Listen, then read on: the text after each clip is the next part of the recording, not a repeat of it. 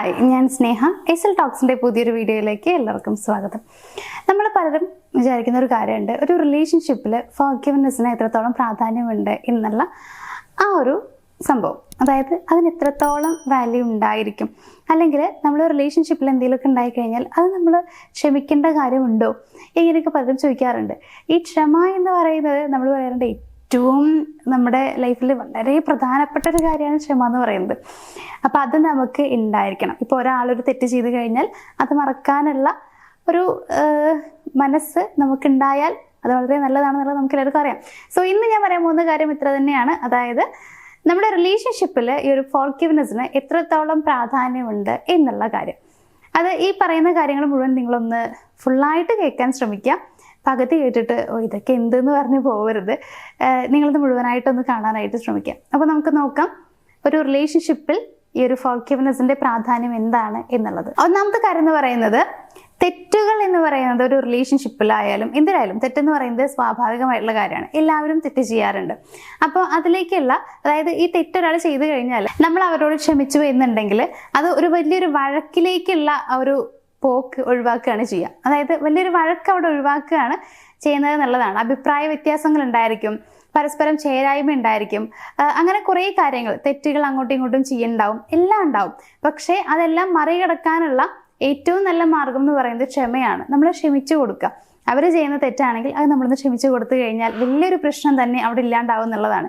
പരസ്പരം മറക്കാനും പൊറുക്കാനും ഒക്കെ പഠിക്കുക എന്നുള്ളതാണ് ഏറ്റവും ഇമ്പോർട്ടൻ്റ് ആയിട്ടുള്ള കാര്യം എന്ന് പറയുന്നത്. സോ ഇത്തരത്തിലുള്ള അഭിപ്രായ വ്യത്യാസങ്ങളും പ്രശ്നങ്ങളും ഒക്കെ ഇല്ലാതാക്കാനായിട്ട് ഈ ഒരു ക്ഷമയ്ക്ക് വലിയ രീതിയിലുള്ള കഴിവുണ്ട്. സോ റിലേഷൻഷിപ്പിലുള്ള പ്രശ്നങ്ങൾ ഏറെക്കുറെ ഈ ക്ഷമ കൊണ്ട് തന്നെ ഇല്ലാണ്ടാക്കാനായിട്ട് പറ്റും. രണ്ടാമത്തെ കാര്യം എന്ന് പറയുന്നത് നമ്മുടെ മനസ്സിലെ ഭാരം ഒന്ന് കുറയും എന്നുള്ളതാണ്. അതായത് ഇപ്പോൾ ഒരാൾ തെറ്റ് ചെയ്ത് കഴിയുമ്പോൾ നമുക്ക് അവരോടുള്ള ദേഷ്യം വെറുപ്പും കാരണം നമ്മുടെ മനസ്സിൽ വല്ലാത്തൊരു ഭാരം നമുക്ക് ഫീൽ ചെയ്യും. പക്ഷെ നമ്മൾ ക്ഷമിച്ചു കഴിഞ്ഞാൽ ആ ഒരു കാര്യമേ നമ്മൾ വിട്ടുകളയും. അതായത് പിന്നെ നമ്മുടെ മനസ്സിൽ അവരോടുള്ള ഒരു ദേഷ്യം ഉണ്ടായിരിക്കില്ല, ഒന്നും ഒരു വെറുപ്പും കാര്യങ്ങളൊന്നും ഉണ്ടാവില്ല. ബിക്കോസ് നമ്മൾ മനസ്സിൽ നിന്ന് ആ ഒരു കാര്യം വിട്ടു. നമ്മൾ അങ്ങനെ ക്ഷമിച്ചു എന്നുണ്ടെങ്കിൽ, മനസ്സുകൊണ്ട് ക്ഷമിച്ചു എന്നുണ്ടെങ്കിൽ പിന്നീട് ആ ഒരു പ്രശ്നമോ അല്ലെങ്കിൽ ആ കഴിഞ്ഞ കാര്യമോ നമ്മളെ അലട്ടില്ല എന്നുള്ളതാണ്. സോ നമ്മുടെ ഉള്ളിലുള്ള അല്ലെങ്കിൽ നമ്മുടെ മനസ്സിലുണ്ടാകുന്ന ഭാരം ഒന്ന് കുറയ്ക്കാനായിട്ട് ഈ ഒരു ക്ഷമയിലൂടെ നമുക്ക് കഴിയും. മൂന്നാമത്തെ കാര്യം എന്ന് പറയുന്നത് വിശ്വാസം പുനഃസ്ഥാപിക്കുന്നു എന്നുള്ളതാണ്. ഒരാൾ തെറ്റ് ചെയ്ത് കഴിഞ്ഞാൽ നമ്മൾ അതിന് ക്ഷമിക്കുകയാണ് എന്നുണ്ടെങ്കിൽ വീണ്ടും പരസ്പര വിശ്വാസം കൂടുതലാക്കാനായിട്ട് അത് ഹെൽപ്പ് ചെയ്യുകയാണ് ചെയ്യുക. അതായത് ഇപ്പോൾ അവരൊരു തെറ്റ് ചെയ്തു, നമ്മളത് ക്ഷമിച്ചു വിട്ടു എന്നുണ്ടെങ്കിൽ അവർക്ക് നമ്മളോടുള്ള വിശ്വാസം കുറച്ചുകൂടി ഒന്ന് കൂടും. പിന്നീട് അവർ തെറ്റ് ചെയ്യാനുള്ള സാധ്യത കുറവാണ്. അപ്പോൾ നിങ്ങളോടുള്ള ഇഷ്ടവും കുറച്ചുകൂടി കൂടുതലായിരിക്കും. നിങ്ങൾക്കും അങ്ങനെ തന്നെയാണ്. അവരൊരു തെറ്റ് ചെയ്തു, അപ്പോൾ ഒരു ദേഷ്യം കാര്യങ്ങളൊക്കെ ഉണ്ടായിരിക്കും. പക്ഷെ അതെല്ലാം ഒന്ന് മറന്നു കഴിയുമ്പോൾ നിങ്ങൾക്കും ഒരു സ്നേഹം കൂടും, ഇൻറ്റിമസി കൂടും. അപ്പോൾ അതിൻ്റെ കൂട്ടത്തിൽ വിശ്വാസം പുനഃസ്ഥാപിക്കാനും കുറച്ചുകൂടി കൂട്ടാനും കൂടി ഇത് സഹായിക്കുന്നുണ്ട്. ഇനി നാലാമത്തെ ഒരു കാര്യം എന്ന് പറയുന്നത് സ്നേഹം കുറച്ചുകൂടി ഡീപ്പായ രീതിയിലേക്ക് പോകുന്നു എന്നുള്ളതാണ്. അതായത് നിങ്ങൾ രണ്ടുപേർക്കും ഇടയിലുള്ള ആ ഒരു സ്നേഹം പ്രണയമൊക്കെ കുറച്ചുകൂടി ഡീപ്പായിട്ട് പോകുന്നു. അപ്പോൾ നിങ്ങൾ കുറച്ചുകൂടി അവരെ സ്നേഹിക്കാൻ തുടങ്ങും. അതായത് എല്ലാവരും തെറ്റ് സംഭവിക്കാറുണ്ട്. ഇപ്പം ഞാൻ പറയുമ്പോൾ നിങ്ങൾ വിചാരിക്കുന്നുണ്ടാവും നമ്മൾ തെറ്റ് ചെയ്ത് കഴിഞ്ഞാൽ എങ്ങനെ സ്നേഹം കൂടുക എന്നുള്ളതൊക്കെ. തെറ്റ് എല്ലാ ആളുകളും ചെയ്യാറുണ്ട്, പക്ഷേ ക്ഷമിച്ചു കൊടുക്കുക എന്നുള്ളത് എല്ലാവരും ചെയ്യാറില്ല. അപ്പോൾ നമ്മൾ അങ്ങനെ ചെയ്ത് കഴിയുമ്പോൾ ഓപ്പോസിറ്റ് നിൽക്കുന്ന ആൾ ആരാണ് തെറ്റ് ചെയ്തത് അവർക്ക് സ്വയം ഫീൽ ചെയ്യും, അയ്യോ ഇങ്ങനെ ചെയ്യണ്ടായിരുന്നു എന്നുള്ളത് ഒരു പശ്ചാത്താപം അവർക്ക് ഫീൽ ചെയ്യും. മാത്രമല്ല നിങ്ങൾ ഇത്രയൊക്കെ ചെയ്തിട്ടും നിങ്ങൾ അവരോട് ക്ഷമിച്ചു എന്നുള്ള ഒരു സംഭവം കൊണ്ട് തന്നെ നിങ്ങളോടുള്ള ഇഷ്ടവും അട്രാക്ഷനും ഒരു റെസ്പെക്റ്റും ഒക്കെ കൂടി വരും. അപ്പോൾ നിങ്ങളോടുള്ള സ്നേഹവും കൂടി വരും. പിന്നെ നിങ്ങളെ തന്നെ അവർക്ക് വേണം, നിങ്ങളില്ലാണ്ട് പറ്റില്ല, ആ ഒരു രീതിയിലേക്കൊക്കെ അവർ പോവുകയാണ് ചെയ്യുക. അപ്പോൾ അവരുടെ സ്നേഹം കൂടി വരുമ്പോൾ പിന്നീട് അവർ തെറ്റുകൾ ചെയ്യുമൊന്നുമില്ല. അപ്പോൾ നിങ്ങൾക്കും അതേ രീതിയിലുള്ള സ്നേഹം കൂടി വരും.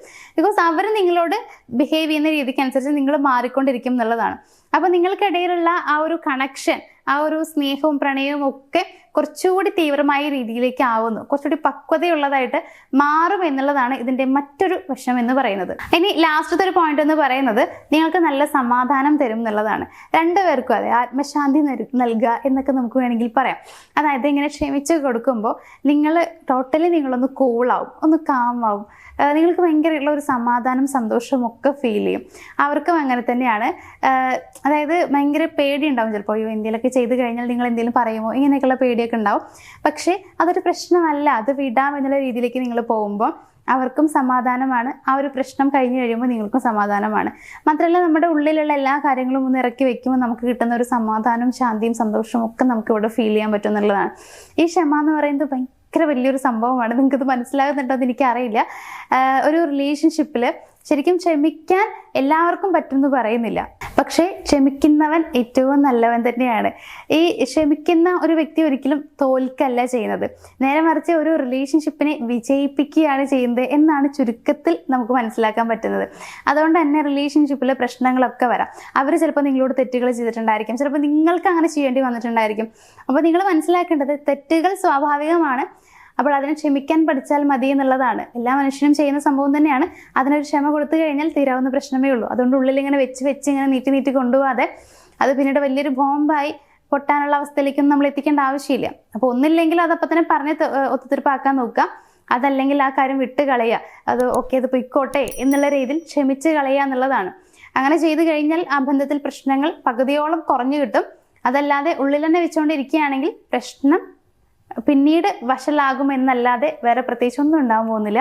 അതുകൊണ്ട് ക്ഷമിക്കാൻ പഠിക്കുക. ക്ഷമിക്കാൻ പഠിച്ചാൽ നിങ്ങളുടെ റിലേഷൻഷിപ്പും വിജയിക്കും എന്നുള്ളത് മനസ്സിലാക്കുക. അപ്പോൾ എന്തൊക്കെയാണ് റിലേഷൻഷിപ്പിൽ ഫോർഗിവ്നെസ്സിന്റെ സ്ഥാനം എന്നുള്ളത്, പ്രാധാന്യം എന്നുള്ളത് നിങ്ങൾക്ക് മനസ്സിലായിട്ടുണ്ടാകുമെന്ന് വിചാരിക്കുന്നു. അപ്പോൾ ഈ ഒരു വീഡിയോ ഞാനിവിടെ വെച്ച് വൈൻഡപ്പ് ചെയ്യുകയാണ്. നമുക്ക് മറ്റൊരു വീഡിയോയിൽ മറ്റൊരു വിഷയവുമായിട്ട് കാണാം. താങ്ക്